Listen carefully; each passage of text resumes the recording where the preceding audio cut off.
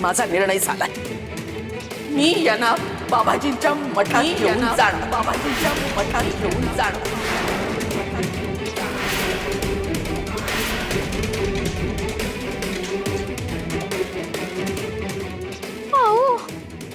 खबरदार, खबरदार, माझ्या खोलीत पाऊल टाकलं, माझ्या खोलीत पाऊल टाकलं। यांच्या बाबतीत तू काहीही बोलायचं नाही। वाचा आली म्हणून काही सल्ले द्यायचे नाही, चालणार नाहीत मला। माझा निर्णय झालाय। यांची तब्येत जोपर्यंत पूर्ण बरी होत नाही तोपर्यंत मी यांना मठातना परत घरी आणणार नाही। नाहीतर यांचा हा वेडेपणा दिवसागणिक वाढतच जाईल। काय हा भिंतीवर काय दळपत्री लिहून ठेवलंय? मला आता हे सहनच होत नाही। मला वाटतंय माझ्या मेंदूच्या नसा फुटतील, नाहीतर मी विहिरीत जाऊन जीव देईन। माई अगं ऐक ना, आपण राबाई बस तू यमुना भाऊजी, आता तुम्ही कुणीही काही बोलायचं नाही, माझा निर्णय बदलायचा नाही। काही झालं तरी काही वाटेल ते होऊ दे, पण मी माझा निर्णय बदलणार नाही।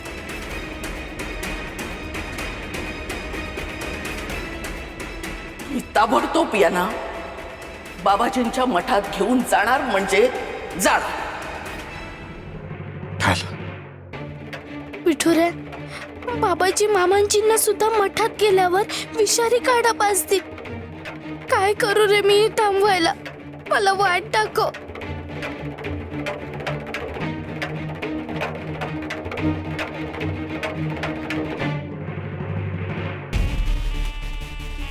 बराच बम कर काय बाबा, वा वा वा वा बाबा, तुम्ही आला तिथे। बघा ईदीची समधी तयारी झाली आहे।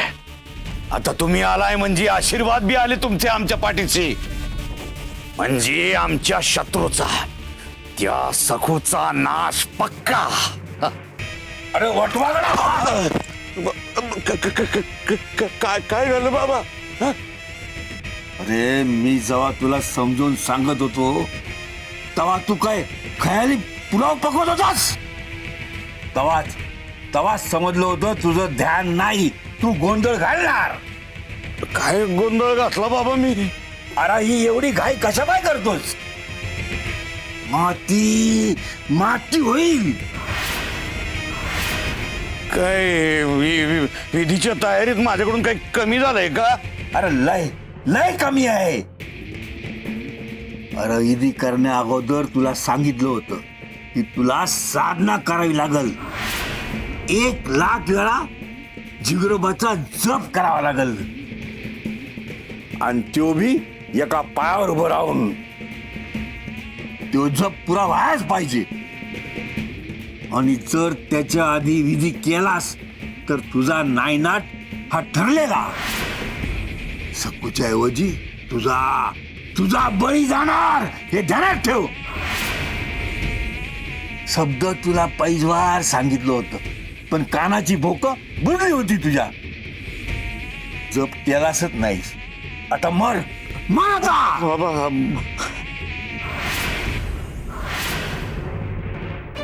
मग ऐक ना, तू बाबांना मठात पाठवायचा हट्ट का करतेस? आपण इतकी माणसं घरात असताना बाबांनी मठात का राहायचं? आणि अगं इतकी वर्ष ते आपल्यापासून दूर होते, आता आपल्या डोळ्यांसमोर हवेत ना, आणि आपण सगळे आहोत ना त्यांची सेवा करायला, काळजी घ्यायला। मी रात्रंदिवस बाबांबरोबर राहीन। तू बाबांबरोबर राहशीलच रे। सावकारकी कोण करेल? वसुलीसाठी कोण जाईल? हे बघ, तुझ्या भावना समजू शकते मी दिगू, पण घर आणि संसार भावनांवर चालत नाही।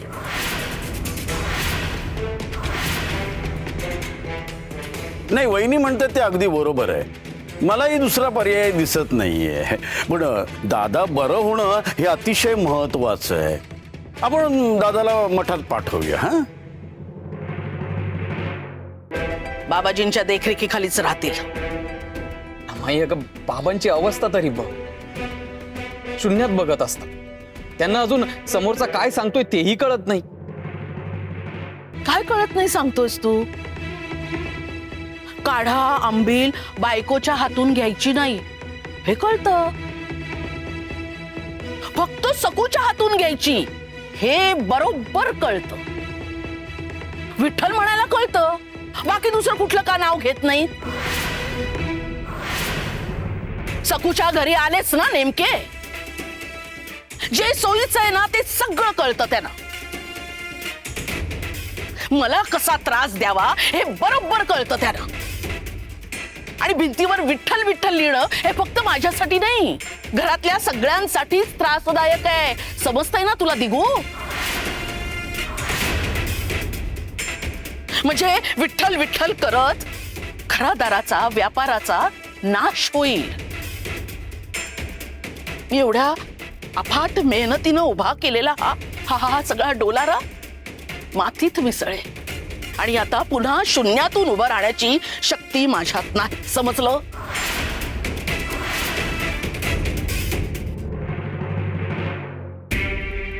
आणि त्याही पेक्षा महत्वाचं, कुणाला काय वाटतं, कुणाचं काय मत आहे हे मी विचारलेलंच नाहीये.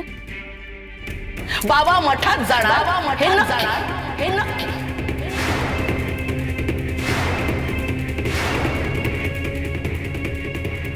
त्यांचं या घराचं हित कशात आहे हे मला कळतं. त्यासाठी घेतलेला हा माझा निर्णय योग्यच आहे. विषय संपला.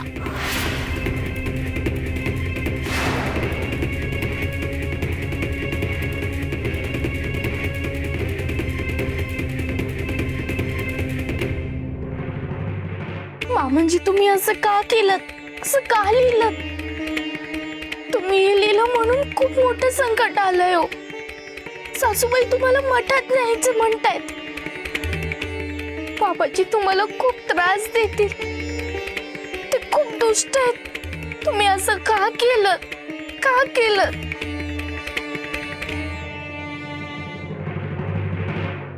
विठ्ठल विठ्ठल विठ्ठल विठ्ठल विठ्ठल विठ्ठल विठ्ठल.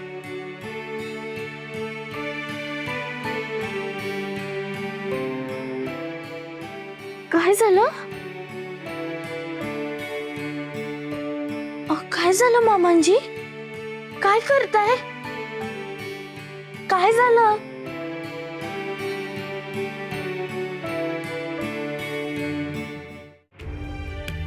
अगो बाई, सासूबाईंनी मला तुमच्या खोलीत येण्याची बंदी घातली होती म्हणून तुम्ही मला बाहेर आणलत ना. माझंच चुकलं. आतमध्ये येताना मला लक्षात द्यायला हवं होतं.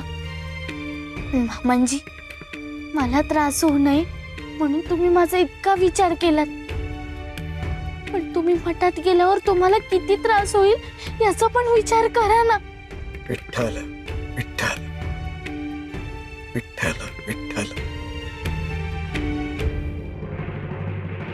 नागोजी, सर्वात महत्वाचं म्हणजे फसवणूक चालणार नाही. तू जसा त्या मनोरमेला गावकऱ्यांना फसवतोस तसं यात फसवणूक करायची नाही.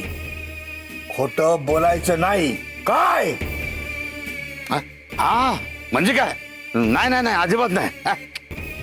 आणि हा जेव्हा विधी चालू असेल तेव्हा कुठली नशा करायची नाही. नाही ना, अजिबात नाही, अजिबात नाही. ध्यानात ठेव.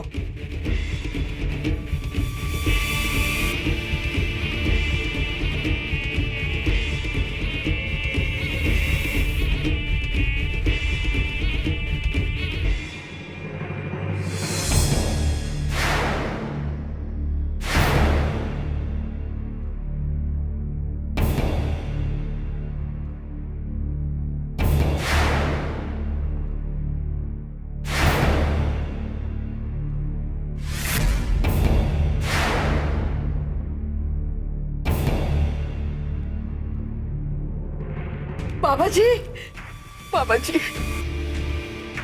नमस्कार. थोबाड थोबाड बघू दे आम्हाला. मेली ती सखूच आहे ना, ते बघू दे आम्हाला. कित्येक वर्ष झाली या क्षणाची वाट बघतोय मी. दिगू, बाबाजींना अंतिम दर्शन करू दे. सखुलाच मुक्ती मिळेल.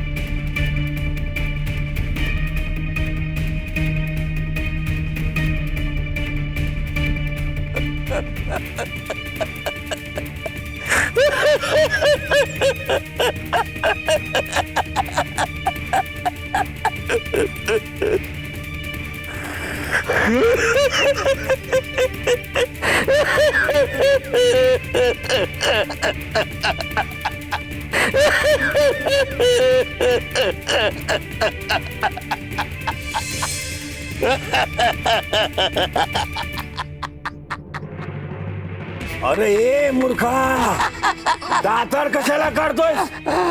हसायला काय झालं? मी जे सांगितलं ते ध्यान देऊन ऐकलंयस का? हा म्हणजे काय? एकदम ध्यान देऊन ऐकलंय, समजा ऐकलंय मी.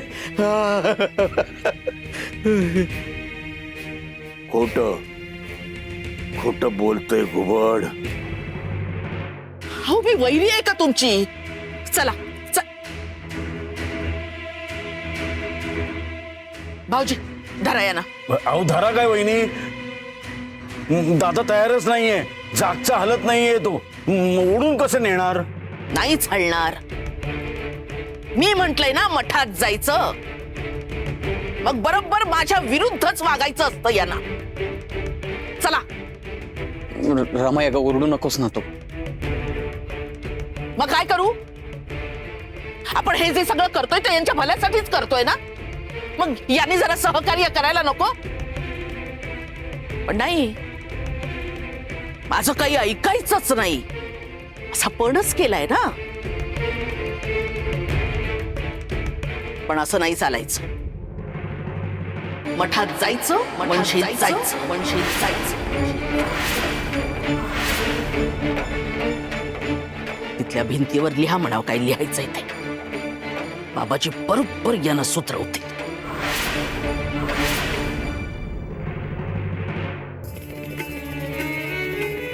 विठुऱ्या, मी काय करू रे?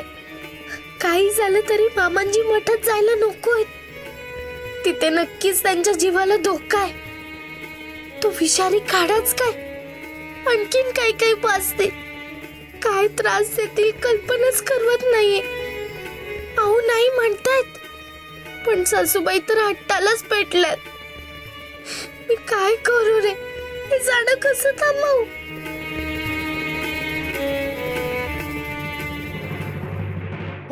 रमाई, अगं पण बाबांच्या मनाविरुद्ध का वागतोय आपण? ते नाही म्हणतायत तर मग जबरदस्ती कशाला? अशानं त्यांचं शरीर उपचाराला कसं प्रतिसाद देणार सांग मला रमाई. त्यांचं मन जाण्याचं नाहीये ग. आपण इथेच काळजी घेऊया ना. चला रमाई, ऐक. गप्प राहायचं. चला हो.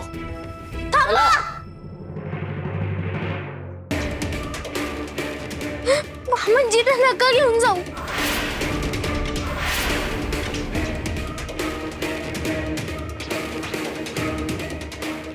ए, खबरदार मध्ये पडलीस तर दूध धोबाडीत लावून देईन.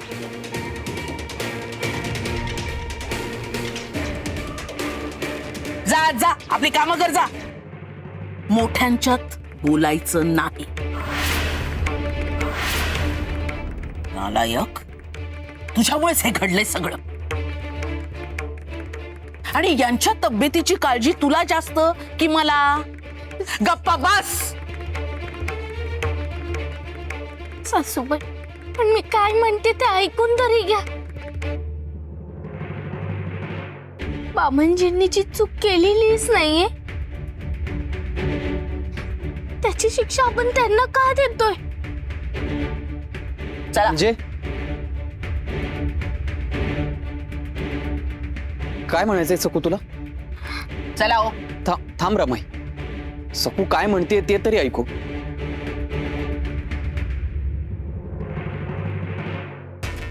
बाबांनी चूक केली नाही म्हणजे? चूक त्यांनी नाही केली तर मग कोणी केली?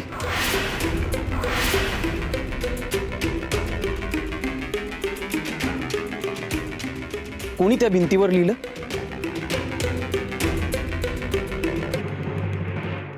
त्या भिंतीवर विठ्ठल विठ्ठल लिहिलं होतं. ते मामांजींनी नाही, मी लिहिलं होतं. मी लिहिलं होतं. मी लिहिलं होतं.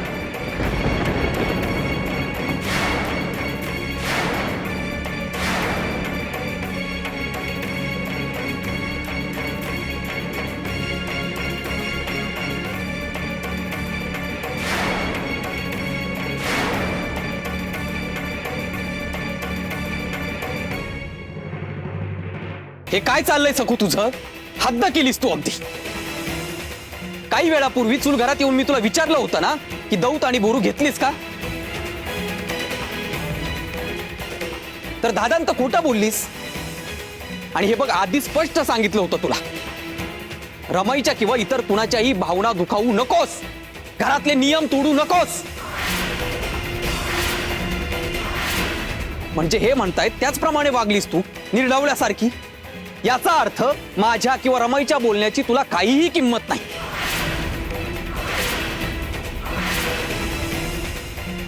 रमाईला ज्या नावाचं वावडं आहे तेच नाव तू त्या भिंतीवर लिहिलंस. किती धारिष्ट आहे तुझ्यात, बघितलंस ना तू? कोण समजतेस कोण तू स्वतःला?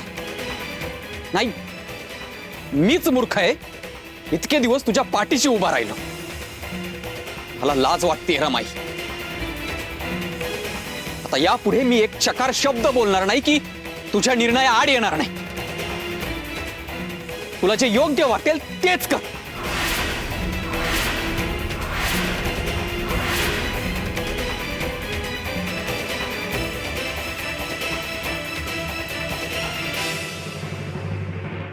पडला ना शेवटी, तुझ्याही डोक्यात प्रकाश पडला ना दिगू? कळलं ना तुला किती निगरगट्ट आणि आडमुठी मुलगी आहे ही?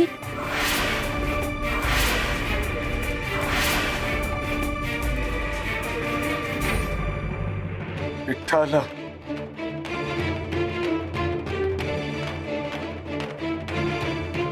विठ्ठल, विठ्ठल.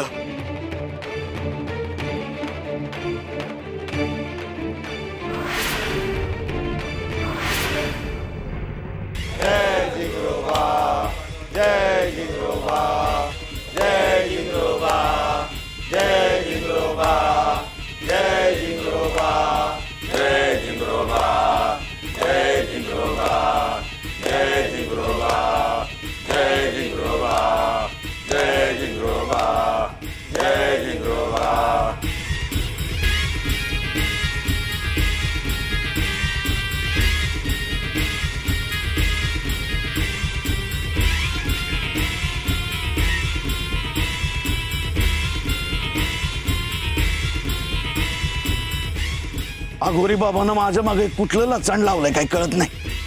मला तर कधी एकदा विधी सुरू करतोय आणि कधीच सकूचा नायनाट करतोय असं झालंय. भराभरा एकदाची ही साधना पुरी करून टाकतो. जय जिंगरोबा. रमाई, आता या सखूला आयुष्यभराची अद्दल घडेल अशी शिक्षा कर. आता दिगूचा अडथळा पण नाहीये. भिंतीवर विठ्ठल विठ्ठल लिहून हिने तुझा वर्मावरच घाव घातलाय. वय ते काय आणि धाडस ते किती? आम्ही आजपर्यंत ह्या जाऊबाईंच्या विरोधात जायचं धाडस कधी केलं नाही. आणि ही बघा, खोड्या सुद्धा काय काय नवीन नवीन सुचतात हिला. हे भिंतीवरच लिहायचं कसं सुचलं? सखो, ही जी तुझी मिजास आहे ना ती भारी पडणार आहे तुला. मला डिवचतेस? माझ्याच घरात माझ्या नाकावर पाय ठेवायचा आहे का तुला? मग आता शिक्षा ही तशीच भोग.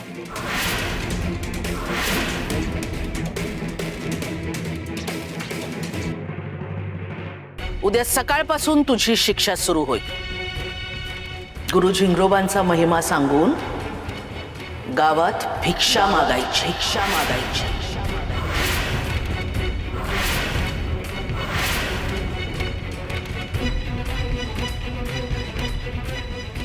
मी सांगेन त्याच घरात भिक्षा मागायची. भिक्षा मागायची. लक्षात ठेव.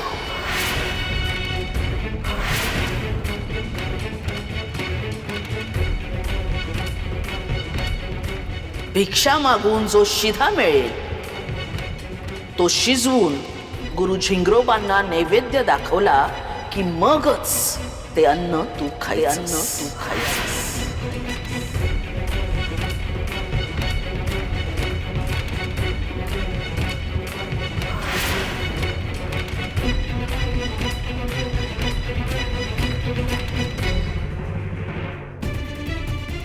या क्षणापासून उद्या नैवेद्य दाखवेपर्यंत पाण्याचा थेंबही घ्यायचा नाहीस.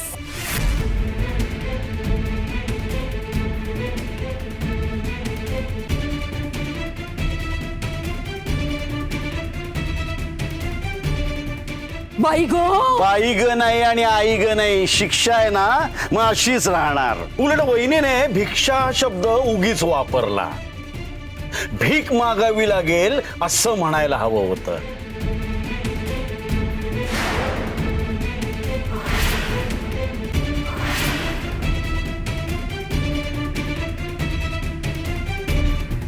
भीक मागायची सुद्धा हिला लाज वाटणार नाही.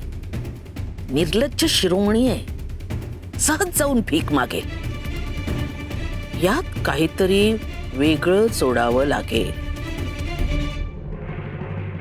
सखू ऐकतेस ना? अगं मग मक्खासारखी बघत काय उभी आहेस? मान्य आहे ना? अगं मग सांग ना की हो सासूबाई मी असं करेन म्हणून. बावळटेस का ग तू यमुने? विचारतेस काय तिला? भिंतीवर विठ्ठल लिहिलं तेव्हा या कुळबुडवीने विचारलं होतं का आपल्याला? मी विचारलं नाहीये. शिक्षा सुनावलीये. शिक्षा म्हणजे शिक्षा. ती जशीच्या तशीच भोगायची. आणि मी जसं सांगितलंय तसंच व्हायला हवं.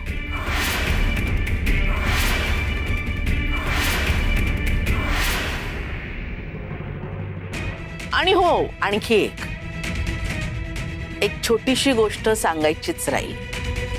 त्या घरातून भिक्षा मिळेपर्यंत क्षमा झिंगरोबा, क्षमा झिंगरोबा असं म्हणत स्वतःला आसुडाचे फटके मारून घ्यायचे. फटके मारून घ्यायचे. फटके मारून घ्यायचे.